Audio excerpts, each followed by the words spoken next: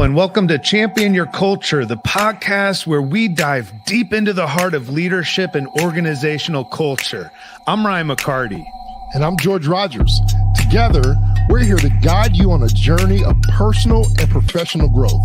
Every week, we bring you insights, stories, and strategies to help you and your company thrive in today's dynamic world. So whether you're leading a team, running a business, or just eager to make a positive impact, you are in the right place. Let's jump right into today's show and champion a culture of purpose and passion. Welcome to Champion Your Culture.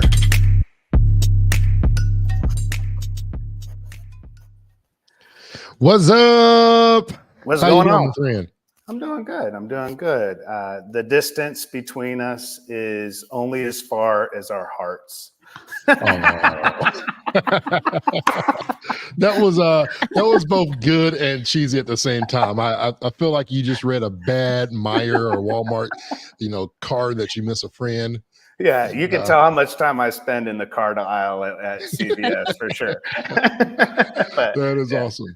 Well, hey, everybody, welcome to Champion Your Culture, the podcast powered by Culture of Good. And as you have not noticed, I do have a special guest in the studio today. Ryan is virtual, and we'll get into that story maybe if he wants to share a little bit of fun why he is not in the studio with us. But we have the one and the only Miss Maryanne in the house today, rocking one of our partner, our sister companies.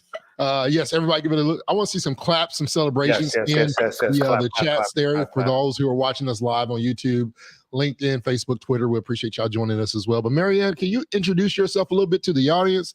Who you are, what you do, who you're working with, who your mama is, and all that good stuff. Okay.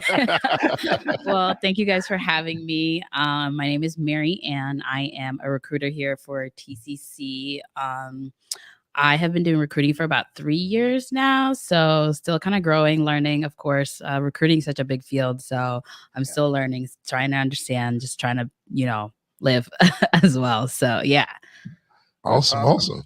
Well, TCC is a company that I kind of cut my teeth on outside of nonprofit work. So for those that watch the podcast a lot, they hear a lot about the work that I did and George did in nonprofit work for 20 some years. And then the first opportunity I had to work in corporate America was TCC, the cellular connection. And are they currently, I think, still the largest Verizon retailer in the country. Am I right about that? Correct. Yes. Okay. And I don't know if you know this, but when I first got hired into TCC, the title they gave me was Customer and Employee Relations. Oh, okay. I didn't know that. Yeah. So I was having these conversations about recruitment and talent acquisition right from the very beginning as we were developing the culture of good in the company. So I just wanted to share that because I didn't even know if you knew that I was like in the HR space when I was actually thinking early on when I got hired, like I need to go get some education in HR because I have absolutely no clue 11 years ago what in the world I was doing. So, right. But that's a scary situation knowing that Ryan was in HR, if you know. Yeah, exactly. Well, they didn't tell me that. That is great. Yeah, they didn't tell me that. But TCC is an example to so many companies around, just as an example of how to do culture well. And it's not perfect, but George, you always talk about, and I've coined the phrase about culture at its best is perfect-ish. Yeah. Right. So talk about that a little bit, George, because I think it's really important as we kind of lay this foundation in terms of as we're talking about building a culture around recruitment and so forth, how that plays in the culture side of it.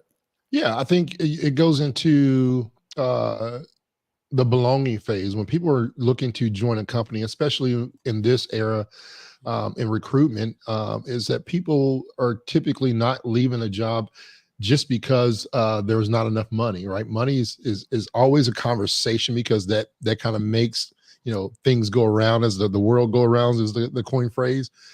But people want to be in a place where they have a sense of belonging and they're connected. They want to be in a place where they have leadership that cares, right? When they show up, they're not just showing up because of what they have to do. They're showing up because they have a sense of purpose on there's a why to it.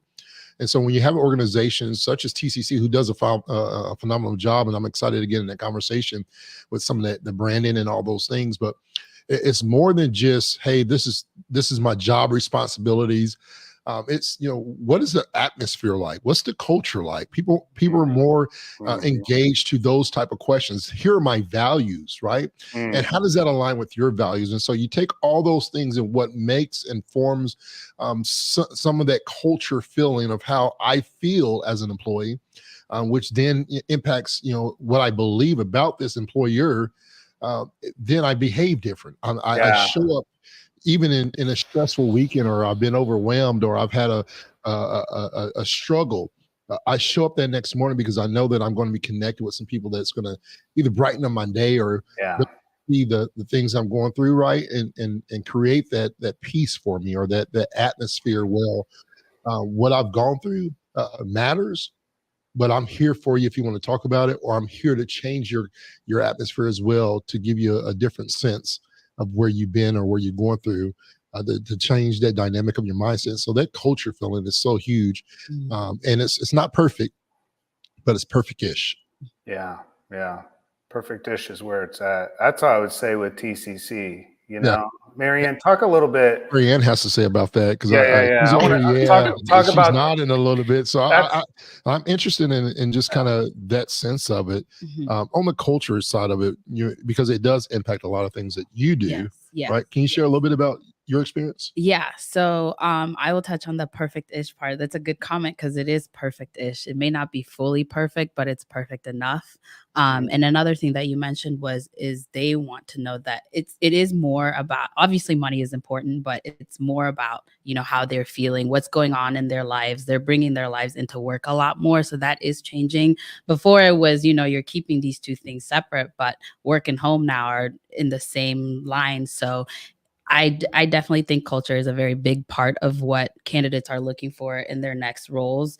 That is something, as a recruiter, that I know is important to them, and that's how you also recruit candidates as well. Because one, yes, you're selling them a job, but you're also selling them a company as well. You're selling yourself to them, and knowing your company's culture, that's very important. So yeah, you definitely hit on the nose on that too. I love that. Like, you're selling your when you sell your company, you're selling the culture. Right.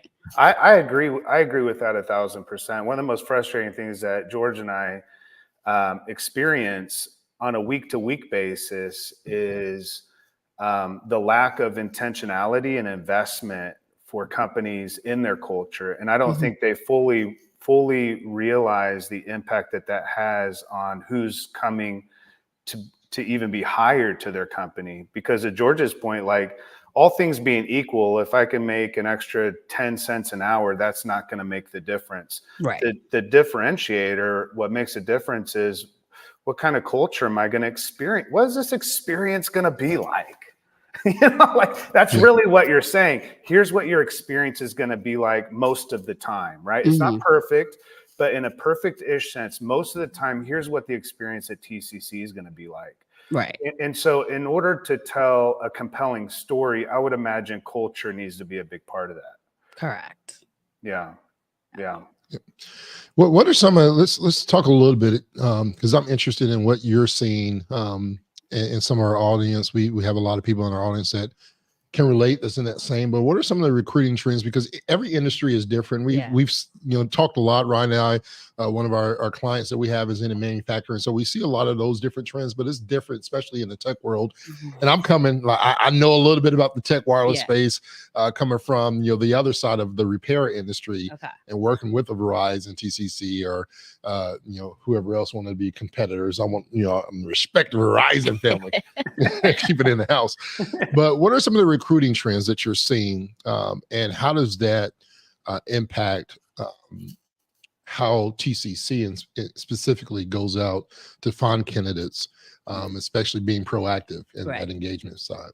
So one of the things that I talk about, especially with my manager as well, we talk about is it's a candidate-driven market still. Pretty much everything kind of after COVID shifted. So now you're finding that the candidates are in control. They have a lot more control. They can ask for a lot more. Obviously, that changes by industry as well. And one thing I saw also is I think depending on the industry, the shift is shifting a little bit. So it's not the candidates have a lot more control, but it also depends on, how the economy is going as well and everything. So there are a lot of factors to that. But in our industry for TCC, it's always going to be a candidate driven market because we are in the retail industry. And so a candidate cannot come to your store. They can go next door and get a job.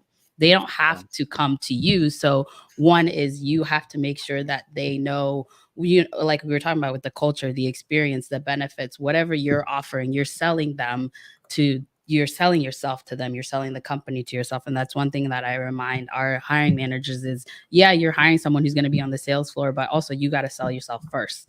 You know what I mean? So if you're not selling yourself, they're just going to sit there and be like, okay, well, I can also go somewhere else as well. So that's one thing is that I always encourage our hiring managers to always recruit, regardless if you're in the store. It could be a customer that's come in and they're looking for a phone. It could also be if you're outside with your family walking around at the fairs, like summer's coming up. So you could be at an event, a concert or anything, have a conversation with a server, your server for the night, and they could have a great conversation. And that's something you could be like, hey, I have a job, I'm hiring, let's have a conversation. So you could always be recruiting regardless of where you're at. And if you're there talking to people already, that's your way in as well. Do you do that? Does that drive you nuts sometimes though? I bet it drives your family crazy. Like, it's like, oh my God, she's about to recruit. I do it once in a while, but not all the time, obviously. Yeah. But yeah, I'm sure they're like, hey, why are you talking to that person? You're already, as a recruiter, you talk to people all the time. So it's just in you. So yeah. That's really awesome. Cool. I love one of the things that you said. You said people don't have to come work for you.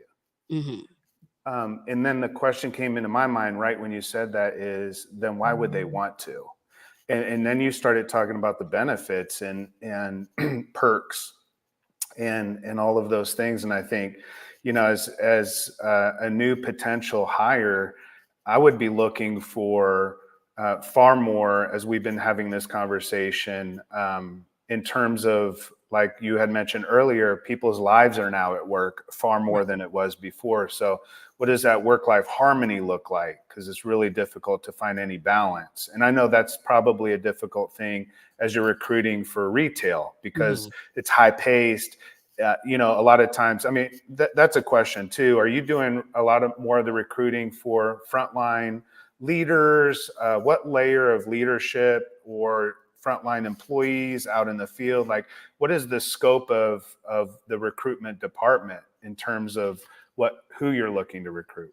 Right. So the way at least TCC does it, we give our hiring managers the autonomy to recruit for their own stores because every hiring manager does it differently. So one is they have the power to interview whoever they're looking for and hire that candidate as well. So what I do is if they're in a critical position where they can't do the hiring for themselves, I step in, I interview the candidates or I set up interviews for them. So what I do is I talk to the hiring manager, see the skills that they're looking for, and then I will go through the resumes, reach out to the candidate and go from there. Another thing is I think with the power that they have to hire whoever they're looking for is one, they can also drive the culture of their own store. Obviously, TCC has the overall culture, but they can also sell their stores and their employees who are already there to that candidate as well. So they have a lot more power considering that, yeah, my title is a recruiter, but they're the ones actually, recruiting. So what I'm here for is to train and teach them and kind of just guide them and help them along as they do the hiring themselves. Oh, that's really interesting. Yeah, and I think to have that kind of support, and you said you've been in the recruiting space for 3 years now.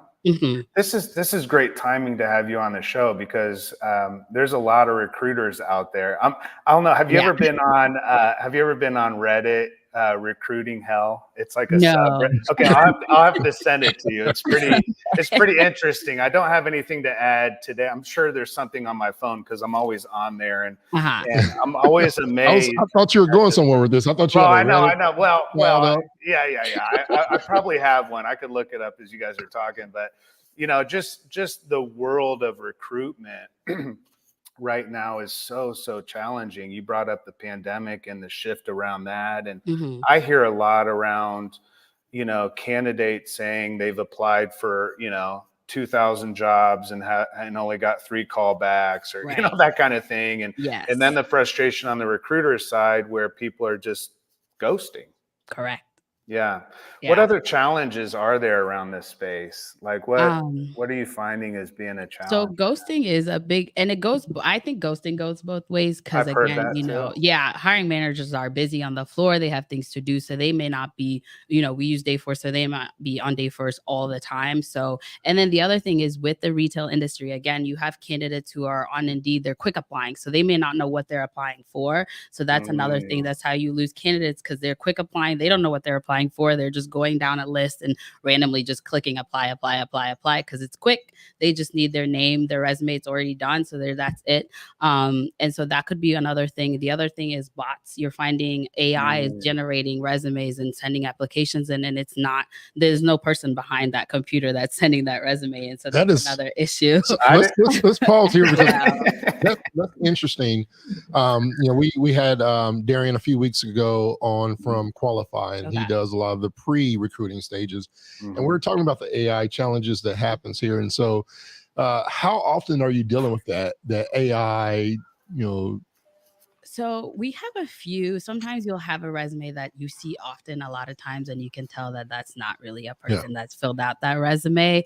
And it's kind of hard to filter that out as well. So the way we have it, at least on our system, we use Dayforce as our ATS system. And we have a questionnaire that goes out to all the candidates who apply. And so if they answer no to one, they automatically get declined. That's because we're filtering that for hiring managers, because they're getting over a lot of applies and they can't go through each. So it's automatically doing that for them. But if you look at some of the resumes, you're like, I don't think a person filled that out, because one, there's like no education, or it's like one job and it's really random. And so it happens, and it's probably going to happen a lot more with people using AI to do their resumes as well, because you'll have someone ask AI, hey, fill out my resume for me, and then they're sending that in as well. So that's probably going to be a problem in the near future. Yeah. They forget to fill in the part that says enter first name. Yeah.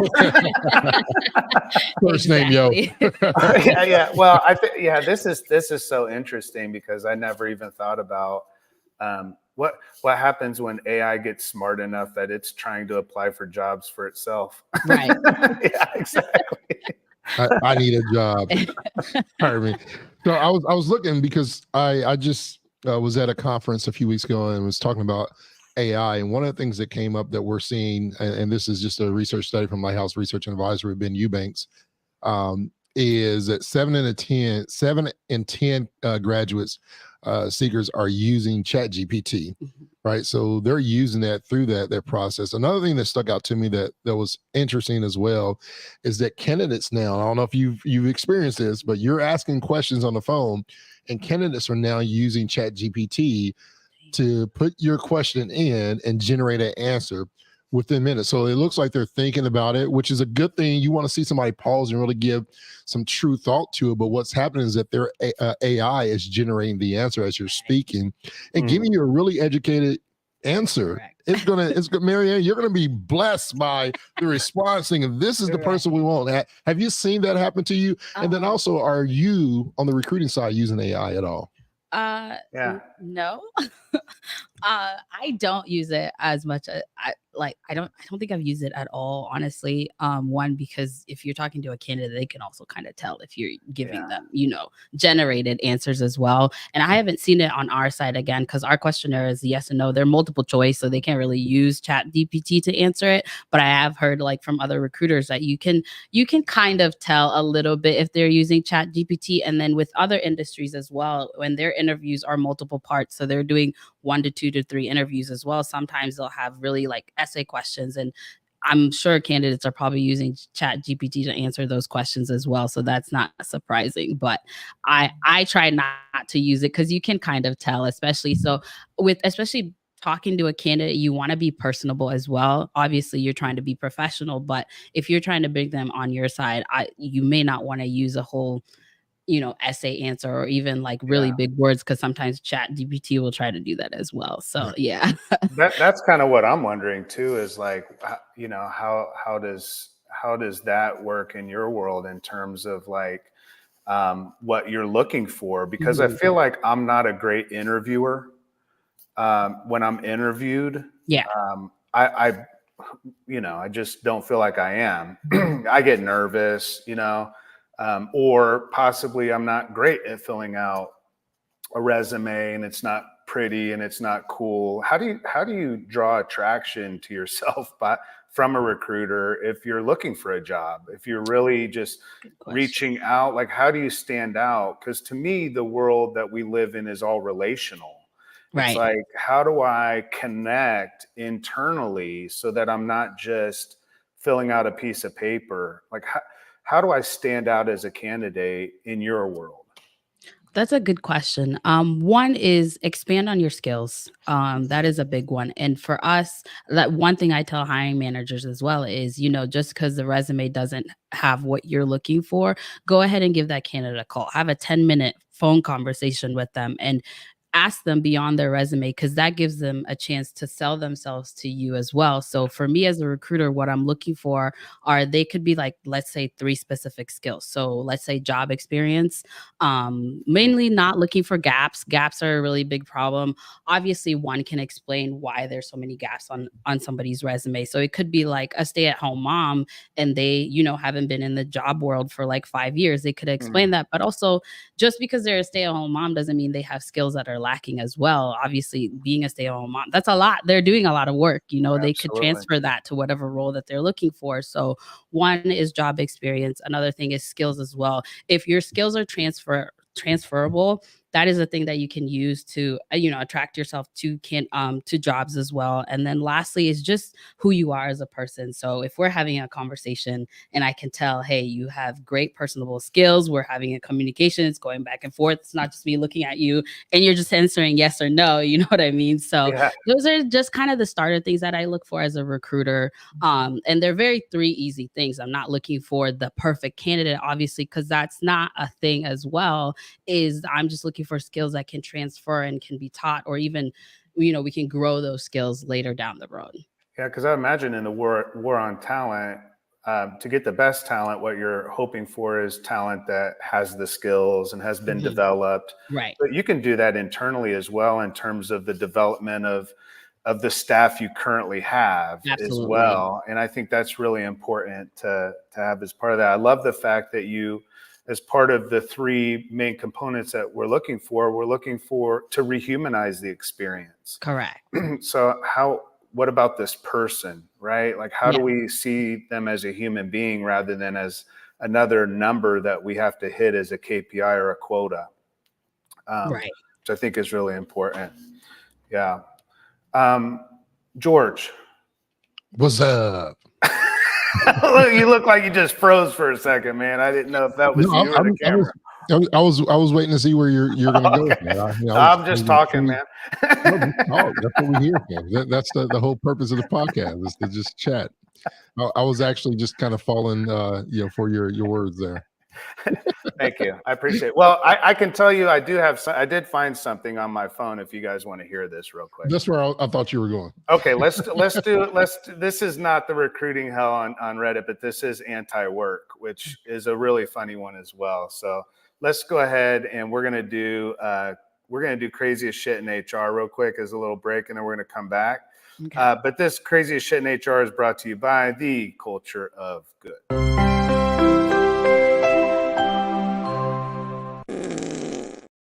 Sorry about that, Maryanne. That was George, not me.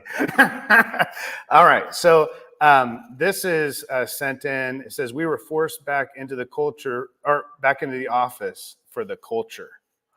Every day the drive in nearly kills me. So this person was sent home in March of 2020. Stayed home until January of this year, and now they're being forced back into the office to do what they describe as the same damn job. Every morning and evening, they're forced to take the infamous interstate highway that runs across Central Florida. every day they're cut off multiple times, they're given the middle finger, they're forced to slam on their brakes. They're going through this whole thing. Accidents on the highway are consistent. Instead of walking from my desk to the couch, now I spend an extra hour rotting away in my car. The pandemic did something to people that made them mean. It's not like it's like no one gives a damn if they die or kill somebody else. I'm convinced this drive is going to kill me, but that's okay. And this is what they said: I'm easily replaceable. And I know a lot of people feel that way. But I'm back into the office. This is the funny part. I'm back in the office for the culture. The culture is being unable to hear my clients because my coworkers are loud, smelling the fish somebody is microwaving for lunch, constant sneezing and allergy triggers from the insane amount of dust, being forced to wear pants and it's 100 degrees out, free pizza one day a week, and having Teams meetings because 100% of our meetings are still done over Teams. He says, F corporate America, I want to go home. I love how he describes the culture. Everything's shit, but he gets pizza one day a week. The real question is, does he even like pizza? Right? Like, or what type of pizza? I'm sure they bring him the wrong pizza and it's cold every week. Yeah. They definitely don't have cheese pizza, and that's all he eats. He doesn't eat any meat, and he has to pick the meat off and pray that. Yeah. So typically these things don't have, they're just laughable and we can't really build off a conversation, but this is something we can actually build off of. When it comes to one of the things I really love, even before I joined the Round Root family, before I got really involved with the TCC, when I was on the outside and was part of a 18 retail repair chain that was visiting the TCC's stores, even back then I saw something a little bit different. But can you share, because what I love now being on this side of the table, right? And then whether it's on LinkedIn or whatever social media, whether it's an email or text, whatever the notification is that I get about the recruiting with our company here, your company, TCC, I love the storytelling that you do and the branding that happens. And I think about this story that Ryan just read, and the stories that cannot be told as well, right? Like that's a recruiting in itself when the employee one is putting it out there. Right. Hopefully that there was no title of the job or company that he was working with, but it probably does. But even then, within his circle, he probably shares with his family and friends. Yeah, that impacts and say, man, I don't want to work for that company. Exactly. Right? Can you talk about some of the storytelling, the branding aspects of what you do at TCC and how it impacts the recruiting in a positive way for you as well? So I guess I'll talk about like with my family. So my brother is in the same position where he went from working, in the office and at home, and now they're going back to the office, and I'm still doing hybrid. But with TCC in aspect is one of the things that I, at least from what I've seen, because I've been here about a year, is one thing that I saw come into fruition is what matters to you as a person, as an employee, matters to TCC as well. And that's one of the big things that we push, like, especially with, culture of good too, is whatever the employee, the candidate is, whatever their interests are, matter to TCC. So whether it's, doing good in the community, whether they have something they're passionate about, you can come to TCC, talk about it, and turn it into something, a grant, for example, for, an organization that you love working with. So those, one of the things that really, and they really push that, come as you are. So eat whatever you're interested in, anything, as whoever you are, that can reflect into the work that you're doing as well. So I think that's one of the big things that TCC does, because again, you could work for such a big company, and like he said, he's irreplaceable. And that's very true. And it's still true to this day. You can be replaced very quickly the next day. It doesn't take that long to replace a worker, if we're being honest. So I think if the company, is showing their true colors, and if you really matter, if that's what you're looking for as a candidate, then with TCC, it truly shows as well. Yeah. I want to throw this to you, Ryan, and if you have something else to add to it, with Culture Good being created and formed, really the heartbeat of it being formed through that conversation over chips and salsa with Scott Moorhead, the CEO of TCC, and Culture Good coming out of that. what she's talking about with the grants and things. We're talking about, that employee essentially, as we have behind us here, bringing your soul to work, really cultivating that culture to where whoever you are, where you are, why you are, what you are, at that aspect of your life, bring your whole self to work. And then through TCC, allowing those passions, your why, to really align with what you're doing. Correct. And Ryan, can you speak a little bit on that? Because I think that's kind of the what and the why really was formed out of the message that Scott heard you talking about, and then bringing that to TCC to create what is now a culture of good.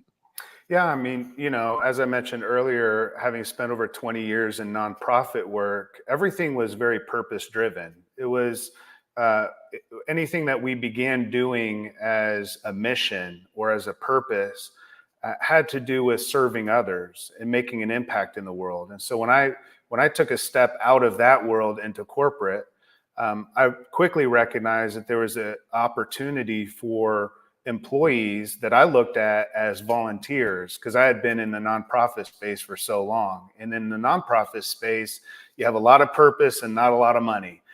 And not a lot of volunteers. But in the business world, you have a lot of money and a lot of volunteers or employees, but many times you don't have a lot of purpose. And if we could combine those two ideas together, those two worlds, where we have the for-profit business, TCC, but we operate with the soul of a nonprofit, what we're doing is we're creating opportunities for employees across the company to be able to tie what they do to a greater purpose or a higher sense of contribution in the world, right? And so when I come to work, I'm not just making a paycheck, I'm making a difference. I can make a paycheck anywhere, but I can make a difference at TCC. I can curate my own experience that speaks to my heart and what I love and what I'm passionate about. I can bring my soul to work. I don't have to bring my boss's soul to work. I can bring my soul to work. And I think that's a really important aspect of the work that we do every single day, is the continued opportunity that the culture of good curates in terms of an experience for employees to be able to tie into a sense of purpose in their everyday work. When we first began this journey, Scott Moorhead recognized that his employees may not wake up every single morning with a passion for selling wireless phones to people coming in the door. And I don't know if you've ever been in a wireless retail store, but normally you're going in as a customer because your bill may be messed up, or it may be too high, or you're having an issue with your phone. So it's, not always the greatest experience ever. And so Scott had thousands of employees across the country. And within that context, the understanding is like, how do we give employees a why that motivates their what? Our what is what we do every single day in terms of a list of tasks, but why we do it is what gives us that sense of being full of purpose in terms of the work that we're doing. So I was just kind of sharing around the ideas of why we curated the experience of culture internally for TCC, and tying that into community good is because it allows employees to bring their own soul to work. They don't have to bring their boss's soul to work, right? They don't have to bring their manager's passion. They can bring I love that you said that. You said a quote, and I want to quote you. This is Maryanne. She said, "What matters to you matters to us." And I've never heard a company say that before, that storytelling. But the story of how Culture of Good began and where it is now, and what it affords the employees the opportunity, as you mentioned, within grants and giving back and doing good, it rehumanizes the work experience. It reminds us that we can serve others. We don't have to go work for a charity to be charitable, is how I would say it. How has your experience been around that? Like, Culture of Good has become really the way I see a lot on LinkedIn and social media. Is that something that's brought up consistently in the recruitment process? Yes. So We have a interview guide for our hiring managers that they can use when they are doing interviews or even doing like a phone screen, for example. And one of the things that we push to talk about is, the TCC 5 promises, basically what our entire company values are. And it's just those 5 promises. It's not, not giving a candidate just a sentence and saying, hey, this is what we really care about. These are our values. It's five very significant things. And then the other thing we talk about is the culture of good, obviously. We also talk about our benefits as well. And so, especially with, I would say the generation that's coming behind us is they're very big on mental health. They care about their lives. They're not one for loyalty to a company. If they need to leave, they'll leave. They'll leave that company. And I think we need to learn from them because one, you as a person matter, right? Obviously your job matters, it's paying the bills, but you as a person matter. So whatever they care about, the company should also care about. And we are seeing a shift in benefits. For example, one example I'll talk about is there are companies that are starting to offer pet insurance because they know people care about their pets, and that's something that they use to recruit. Yeah, exactly. So you if you have that shift as a company, then obviously you can recruit people that way as well. And TCC is very big on, like we talked about, culture of good. They have an employees matters day. We have EPS, the employee profit sharing, as well. And so I guess in my case with working for TCC, I love the fact that I can get to go out into the community and volunteer for an organization that I care about. And TCC is right behind me. My team is right behind me. Like, I can help out in every way that I can. And that is very important and very big. It's good to know that a company can support what you care about outside of work. It doesn't have to be, during work, but it's happening outside of work as well. Yeah, I love that. How was your recruiting experience when you were recruited for TCC? What was it that made you said 3 years ago? So what was it that made you like, okay, I should give that a shot? So it was very, I would say, different. Leslie is my recruiting manager. She's the one who reached out to me. She reached out to me on LinkedIn. Shout out to Leslie. Love Leslie, absolutely. Big shout out to Leslie. She's really great. So she reached out to me on LinkedIn. You have the job already. You don't say Leslie. We know how good Leslie is. You don't have to gas her up that much. It's all love. She reached out obviously on LinkedIn, and if you ever have a recruiter send you a DM on LinkedIn, first they talk about the company, the role and everything. And I had a phone conversation with her first, and honestly, she just talked about TCC, and this is how she is. She talked about TCC. She talked about her work experience with TCC. She's worked at TCC for about 10 years. And so for my questions, it was, obviously, what is your work experience like? Well, how has it been for you personally? And she mentioned everything that I talked about, culture of good, all those things, benefits, everything like that. And she sold TCC basically to me. And that's how I got an interview. That's why I decided to do an interview. And then I did an interview with the whole HR team. And then I did it with the executive team as well. And each and every single person was talking about how great TCC was and what it's done for their personal lives as well. So, and even now, like meeting people here, you'll have people who have worked here for over 30 years. And my question is, why have you stuck to a company for 30 years? Because a generation like my generation and the generation under me that's coming up, there's loyalty is not a thing anymore. Yeah. And so that's my biggest question is, why have you worked at TCC for 10 years? And you can tell, like, hey, the company's been good to them, and that's why they're staying with the company. Yeah. And so that's very important to a candidate as well. Yeah. Can you talk a little bit about, because I'm interested, you go through that experience, you obviously are here, you're still here. Yeah. Leslie, question one, are you still connected with Leslie? Like, even though you're on the team, like how's that relationship? Because what we're seeing in research is that employees are now staying connected to that person who recruited them. Right. And it's like a year plus, like that's their go-to person. It was the first. So how was your experience now with Leslie? Then how do you see that experience with other people as well? Because we can all be preached, our employee is this, we get all these cool things, but then you walk in and you get a conversation with the guy that Ryan just read about where it smells like fish, everybody's loud and obnoxious, don't give you peace. Like, how is the actual experience with TCC and then your connection with Leslie, the one that Yes. Leslie, the one that recruited you. So Leslie technically is my boss at the moment. Okay. So we have monthly check-ins, and when we are in the office, we're in the office the same days as well. I honestly, it's been for the role that I'm in now, I think it's one of the easiest roles that I've had. Not necessarily like with the work, but just how comfortable like they are with you as a person. And so if I have things going on, the first thing I'll do is text Leslie, be like, hey, I just have to switch my schedule around, I got to do this and this. And they're very flexible. One of the biggest things that I've seen is the flexibility, and that allows me to do what I need to do in my own personal life and not just worry about work as well. So the flexibility is a very big thing. And even not just me, but like my family and friends have noticed as well, because they're like, your work is so like you don't see that in these days anymore, that obviously you are an employee, you have work to do, but they're also flexible about whatever is going on in your life. So that's one of the biggest things that I've seen.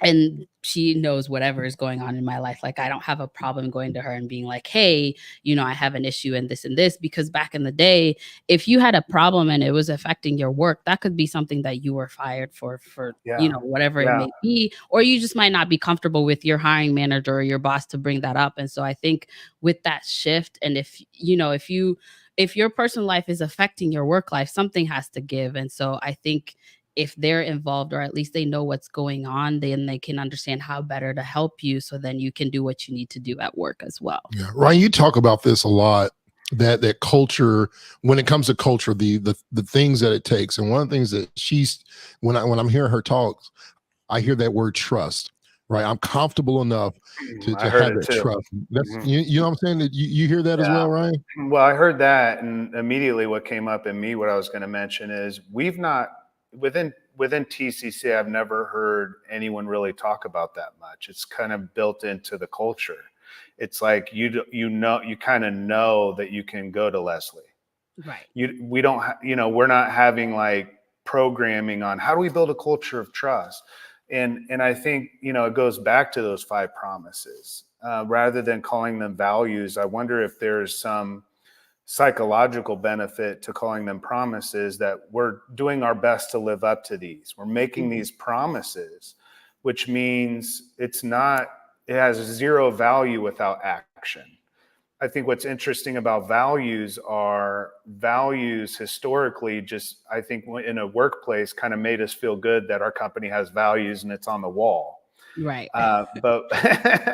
But there's no real concerted effort towards saying, well, we have to live up to these because these are our values. But as we call them promises, I think even psychologically, it does something to our culture internally. And I say our because I feel so connected into TCC, obviously, but within the culture of good and the 5 promises, in terms of building a culture of trust, and allowing for that to happen. That's what came up in me. I don't have any questions around that, but I just think I don't hear a whole lot about, and maybe it's not because I'm in TCC all the time. I'm sure there's trust issues. We all have trust issues. Right. Pass the tissues. We all have issues. And some of that's, outside of work and everything else. But, I think trust is such an important aspect of an employee being able to, and I guess it does lead into this conversation, because some of the things that we had talked about also is like, how do we lean on employee referrals? If there's not a culture of trust, nobody's telling their friends to come work for you. Even if it's a fun culture, even if it's like, yeah, we get pizza every week. Right. If there's not trust, I think that's where you can see whether we have a culture of trust or not within an organization, whether it's TCC or anyone else. If there's trust, people will be telling their friends and family to come work for you. Correct. Your employees will. Oh yeah, absolutely. And even going back to not just Leslie, I want to say like my whole team, there's trust there. I'm in the HR team, and just because I may not, work on the HR side as well, the whole team, we are still I don't want to say a family, because I hate that word, especially as a recruiter, because a lot of people use it, especially a lot of companies. They love saying, oh, we're a family, but you start working for it and it's like, no, you're not a family. And I hate I wish I using could that fire word. my Yeah. family. there's some family members I've been trying to fire.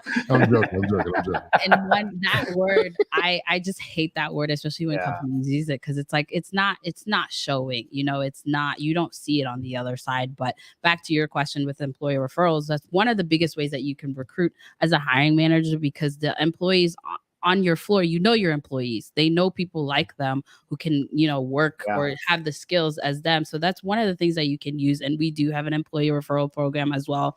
I always push it because these are, your employees are there. They have friends, family, anybody around on their social media. It could be whoever they know that could come and work for that company. So one is not only is the employee getting money, but the person that they're hiring as well, or the person that they're referring is getting money as well. So that's one of the quickest ways and the easiest ways to recruit, honestly, because you already have an employee who has seen the culture, who has seen, the whatever their boss is doing, or even like we can go as far as the regional director. Like, they know the people around them, they've seen it, so they can go and testify to somebody else. That's the best employee experience that you could have, and that you could see and you could hear the reviews from that person, because they're in that space, they're working. And so I think that's one of the quickest ways to recruit and easiest, honestly. How does TCC do? Is there like a PIP, or is there any benefit to referrals or anything like that? Okay. So we do have an employee referral program for the field. I think they can earn up to about $1,500, and it depends, obviously how much that can. I need more information about that. Hey, Hold on a second. I recruited and hired George. Yeah. Look, your email, by the time you get back to your desk, is gonna be flooded. Hey, y'all know the number. Hit me up if y'all need a job. But yeah, definitely those that are TCC employees, like, learn about this, right? Like figure this out, because this is an opportunity there, and we need, for the conversation of trust, what better way is there to build trust from the recruitment on, by saying, let's lean into those that know our culture, right? Because nobody knows your culture like the employees do. Exactly. It's like at home. Like, if you want to learn about me, just ask Katara. My wife will tell you exactly how I am. I can't fake the funk, Right. Yeah. Culture is where you can't fake the funk. Mm-hmm. That's what culture is. Culture is the air of your business. You can fudge everything else in a company. You cannot fudge the culture. You can't like fake it. You can, because people can see right through it. And when it comes to the employee referrals, I would imagine that because it's referred by an employee that's a part of the culture, there's an instant moment of trust built with the company, even before you have that opportunity to meet them. Absolutely, because they get to see firsthand if you like your job or not. So if I went home and I was like, hey, I hate my job, or if I tell my friends, they're not going to want to work for my company. They're not going to want to work with me either. So I think that is the first go-to, because if somebody loves their job, they will go out and tell the world. Especially, we know that if somebody has a passion about what they do, you will see that everywhere. So I think that is the quickest way, and even the easiest way to recruit as well. So yeah, that's definitely something that we do have at TCC, and that's something that I push as well as a recruiter. The other thing that I see a lot of, and this is just me, and I'm excited about doing this today. One of my favorite pictures that I always see on LinkedIn is the slide. Now, what I love about the recruiting that y'all do branding wise is that the pictures are authentic. There are office, our facility, there are people, whatever it may be. But it's always the one where I see the slide and I forget that I already work on the team and I have access to it. Well, I'm like, man, I want to work with like, I celebrate that every time. Like, I want to be there to go down that freaking slide. Can you talk about those stories? Like, when you get people come in and say, hey, I actually just applied for this job because I saw the swings, right? I saw the outside, I saw food trucks. What's the excitement around what that type of branding does to make your job easy as well? Because I would assume that some of those marketing, branding, even in everything that you talk about, the 5 promises, bringing your soul to work, giving back to charity and doing something you love and getting paid to do it, right? PTO time for your desires to do good within the community. all these different things. How does that make it easy for you? Because a lot of companies are struggling with recruiting, but they're also struggling with doing something that I feel like TCC does really well, and that's storytell. Right. Yeah. So to your point, branding is basically important. It's very important as a recruiter because if you, let's say you talk to you're interviewing a candidate and they haven't heard nothing about your company, you're starting from like ground zero at that point. You're basically having to sell yourself in a span of 10 to 15 minutes. And even then, that's hard to do because it's an elevator pitch. And imagine how many elevator pitches they've heard before they get to you. So you have to be creative. And like for us, we have a slide in the office, which I didn't know until I came to my interview. And I was like, that cannot be a slide. I saw it and I was like, there's no way. And turned out it was a slide. I think our office is really cool. I mean, obviously for the store support employees, it's awesome to have. The office is actually really cool. You guys know. And so that's something that we feature in some of our LinkedIn posts as well. So, and then with employee branding too, we have our marketing team does a phenomenal job of what they post out there. So we have videos. I know some videos we have are based on like the employee profit sharing. So there is an event that we have, the briefcase event, where employees are winning money. And then we also have on culture of good and our benefits as well. So I think marketing and branding is very important because you could find a candidate where you'd be like, hey, have you ever heard of TCC? And they're like, no. And it's like, okay, well, now I got to figure out what to tell them. And so we have things in place that has already done that for you. So if they're on our website, you know, they can go through all the things that we have on there. So if your branding is not great, it's making your job a little bit harder. So you got to be on top of it, especially now with social media being such a big craze. Like we have a TikTok account, Instagram, Twitter. We are on all the socials. So you got to push that as well, because if you're not in that creative space and you're not out in that creative space, you're already losing at that point. Are we dancing on TikTok? Is that what we're doing? I don't think we're dancing check out that. George, how come you and I? Yeah, you got to have dancing, going down the slide. I'll make sure they hit up George. Absolutely. I think I need to capture Ryan going up the slide. Like we got all these childhood memories. I don't know if I should say that to HR or not. Sorry. No, sorry, but we would love to be on the TikTok. We would love to be on the TikTok for sure. Yeah, that would be awesome. I will let marketing know. I will make sure they hit you guys up. Shout Absolutely. out to the marketing team over there. It doesn't take much for George and I to get excited. I remember being in a sales conference once, and someone was on stage, and they said, "You don't have to sell the house; you sell the swing set." Right. If the family has kids, the swing set might have cost $1,000 and the house is $300,000, but it's that swing set, you know, it's because there's other houses, right? Mm-hmm. Yeah. And it's kind of like that. It's like, you know, finding what makes you special and talking about those parts of the business so that you stand out.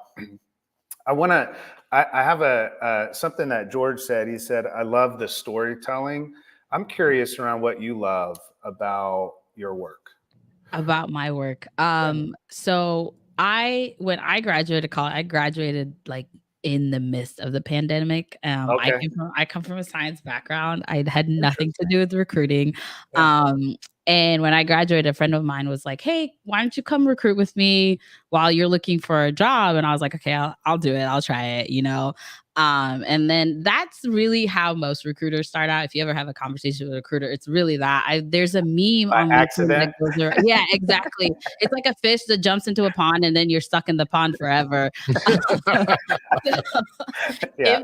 I've heard that story, honestly, is the same. And it's such a boring story, but that's really the truth. And I think for me, the part about it is going through, you know, looking for a job. It's not the best. You know, you've lost a job. You're in a position of you're doing interviews day in, day out. You're not finding a job. So I understand what candidates are going through. And as a recruiter, having that conversation and getting them to the end where they're hired, they love their job, they're absolutely loving it. That's where the passion comes from for me, at least, is being able to help someone in that way, because I understand what it is like to go through interviews and hate it, because it's not fun.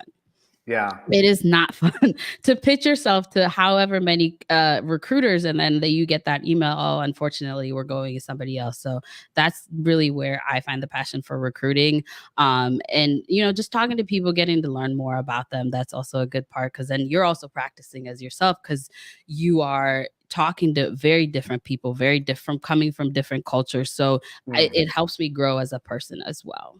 the different cultures and so forth, you know, in terms of the diversity of clients. And I know that's, you know, I would imagine an opportunity, not just a challenge, but opportunity as it is for every company. How does TCC address that in terms of their recruitment and wanting to recruit, you know, in order to have a diverse culture, you have to recruit for that, right? You can't just say, this is what we want. You have to be intentional toward that. Yes. So how is TCC intentional about building a diverse culture in that way through recruitment?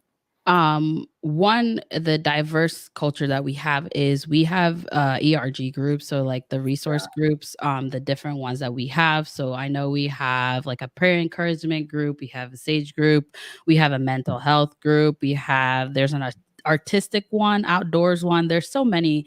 And that's one of the ways that, you know, we can sell that diversity, like whatever your interest may be, there are people around this company that have the similar interests as well. And I think also with the hiring managers having autonomy to hire who they want, they can also create that diversity in their store as well. So that's one of the things that you push. The last company that I worked for, they had this statement was that hire diverse first. And it was always a thing that they had on their job posts as well. And I think, you know, you as a person, you that's something that you have to fill in within yourself. We're even in a space where diversity and inclusion is a conversation every day. And so I think if it's important to you, it'll show in how you hire, who you're recruiting, who you're speaking to as well. And so our hiring managers have the autonomy for that. And I think they understand that, yes, TCC pushes for diversity. We have that conversation. That's a big conversation that we do have. And so they know and they understand that conversation. And so they go out and also try to hire diverse as well as much as they can too. Yeah, I love that because what you say is it comes from the person too, right? Right. There's a expectation by the company, but in order for it to work, it has to come from the person, which is the overall culture in general. You know, it's really, really good stuff. I got just a couple, maybe two questions left for you. One would be because this conversation and just the sign behind us. How do you? I just want to get a little bit more personal. I want to recruit you. How do you bring your soul to work? When we say that, you know, it means something for me, it means something for Ryan, but when you hear, you know, bringing your soul to work, what does that mean to you, and how do you specifically bring your soul to work? How do I bring my soul to work? That's such a deep question. I think one of the ways I got to think about. Take your time. Honestly, I think it's the way I guess I would say the way I carry myself. That's kind of a basic answer, but it shows, you know, with how I carry myself, how I talk to people, how we have conversations, and with, you know, the smile on my face. It's not I think that's one of the easiest ways that I bring my soul to. Obviously, I try not to bring whatever's affecting in my life at work, because again, it could show with whoever I'm having a conversation with. It could also affect their day at the end of the day. So that's how I try to do that. And it's just kind of how I carry myself, how I have conversations with whoever I'm surrounding myself with. And also as a recruiter, I think I understand because I was born in Kenya originally. So I come from a very different culture. I've been to Kenya. Yeah. Oh, that's nice. So I come from a different culture. I've been raised differently. And so I really try to understand people as they are. And that's hard to do with the way, you know, the world is changing every day. And so I think it's just trying to really understand someone and meet them where they are. I think that's how I bring my soul to work. I don't know if that answered your question. It does. And what comes up for me is the word empathy when I talk to you and when I listen to you. You talk about that a lot, even as you were talking about, like, I was in science, but then I moved into this, and I'm curious around that if I had another hour with you, but I'm really curious around that. But you know, you talked about the other person's experience, and you know how that feels. Right.